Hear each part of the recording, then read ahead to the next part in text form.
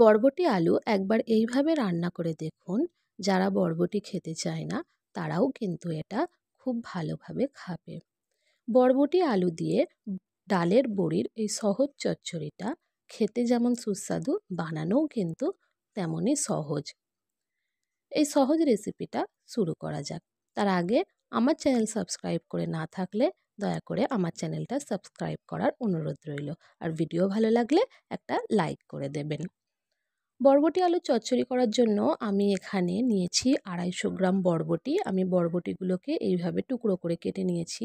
আর নিয়েছি 2টি আলু। আলুটাকে আমি মাছের আলুর মতো লম্বা লম্বা কেটে নিয়েছি। কড়াইতে 2 টেবিল স্পুন তেল খুব ভালো করে গরম করে তার মধ্যে আমি আগে আলুগুলোকে সামান্য লবণ দিয়ে লাল লাল করে ভেজে নেব। আলুগুলো যখন এইরকম একটু গায়ে লাল লাল হতে শুরু করবে তখন আমি আলুগুলোকে তুলে নেব।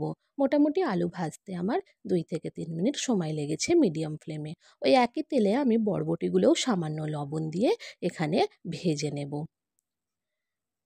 হাই ফ্লেমে বরবটিগুলো ভাজবো, না হলে কিন্তু বরবটি থেকে জল ছেড়ে দেবে।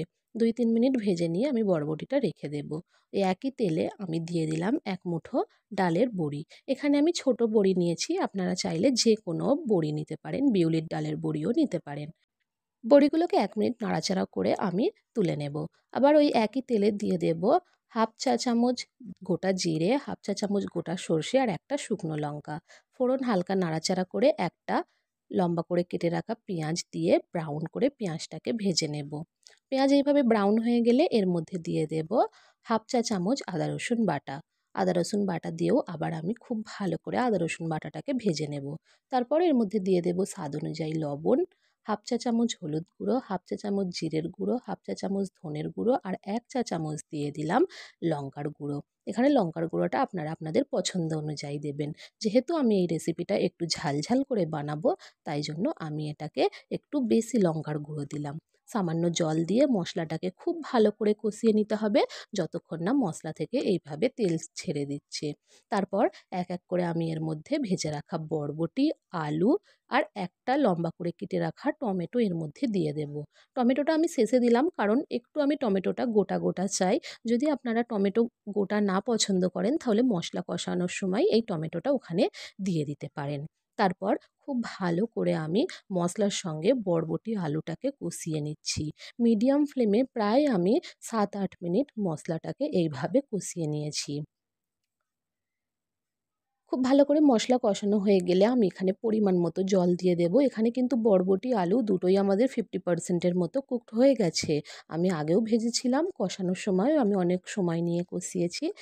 এই জন্য এটা কিন্তু অনেকটাই সেদ্ধ হয়ে গেছে। তাই সেই জন্য আমি পরিমাণ মতো জল দিলাম। আপনারা আপনাদের সবজি কেমন সেদ্ধ সেই হিসাবে পরিমাণ মতো জল দেবেন। উপর থেকে বড়িগুলো দিয়ে ঢাকা দিয়ে রেখে দিলাম মিডিয়াম ফ্লেমে 4 থেকে 5 মিনিট। 4-5 মিনিট পর এখানে আলু, বরবটি সবই কিন্তু খুব ভালোভাবে সিদ্ধ হয়ে গেছে। একটা আমি আলু কেটে দেখাই। দেখতেই পাচ্ছেন কত ভালোভাবে আলুটা সিদ্ধ হয়েছে। নামিয়ে নেওয়ার আগে উপর থেকে আমি দিয়ে দেব হাফ চা চামচ আমচুর পাউডার। দিয়ে আমি ভালোভাবে মিশিয়ে ঢাকা দিয়ে রেখে দেব 10 মিনিট। 10 মিনিট পর ঢাকা খুললেই কিন্তু আমাদের বরবটি আলুর ঝাল ঝাল চচ্চড়ি এক্কেবারে রেডি হয়ে গেছে।